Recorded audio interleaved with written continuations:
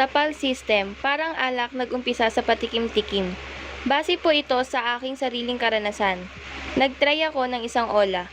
Kinulang kasi ng pang-tuition ang kapatid ko, pag di makabayad, walang exam.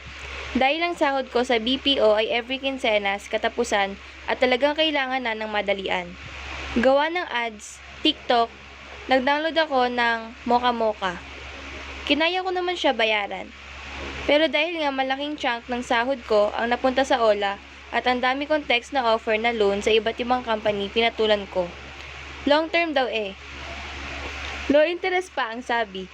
Wala sa isip ko na di nagbayad. Ginamit ko ang pera, pero dahil mga may moka-moka ako at 7 days ang term, ang nasa isip ko ay okay lang naman mahuli ng isang araw. Hanggang sa dumating ang due ko. Sobrang pagmamakaawa ko na bukas din magbabayad ako. Kaso pinagtatawagan na ang contacts ko at dahil gusto ko matigil yun, nag-loan na naman ako sa ibang Ola.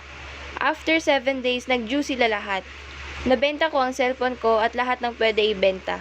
After bayad or loan, hanggang sa nabaon na ako at di na kinaya ng sahod ko. Lahat ng harassment at panghihina, depression at anxiety dinanas ko.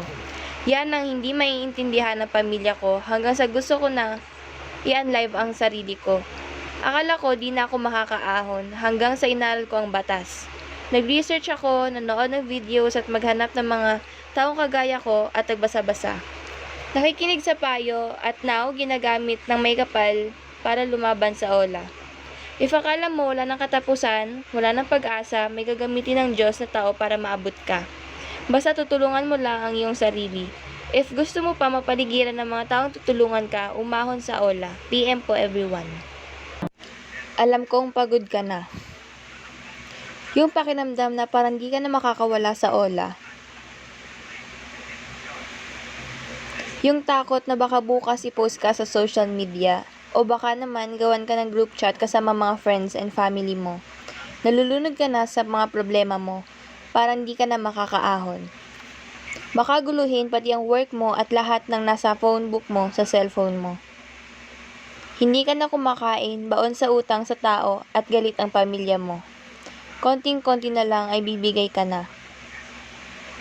May reason ba't nakita mo ang video na to. May pag-asa pa. Basta lumaban ka lang kaibigan at isuko sa Diyos ang problema mo. Walang easy way out sa Ola. Hindi totoo ang override at system deletion or bura record Ola. You need strong support system, family, friends, mga kagaya mong victims ng Ola. Damage control. Isa-isahin mo magpaliwanag sa contacts mo. Nakuha ng Ola lahat ng nasa contacts mo, messages, call logs at pati gallery. Na kahit kailanman di mo sila ginawang co-maker na ikaw ang victim dito. Mag-share ka ng post and links, check Kikay Bautista's Facebook and United Ola Victims Movement page. Mag-private ka ng Facebook, change name and username sa Messenger. Mag-post ng awareness sa mga kaibigan. Private all social media, make sure there's no public tags and post. Walang nakukulong sa Ola, walang nasaktan. Walang katotohanan lahat ng pananakot at harassment. Matutong magbasa about batas regarding online lending. Huwag mag-partial at extension, magbabayad pag legal payment. United Ola Victims Movement, we provide counseling, support system, notice letter, help ka if na-post or gawan ka ng GC. Masarap tulungan ang taong tinutulungan din ang sarili. Huwag maniwala sa mga lumalapit sa'yo. Huwag ka sana mawalan ng pag-asa kaibigan. Hindi ka nag-iisa, madami tayo. If kinain namin, kakayanin mo rin. Be part of our family. We will take care of you.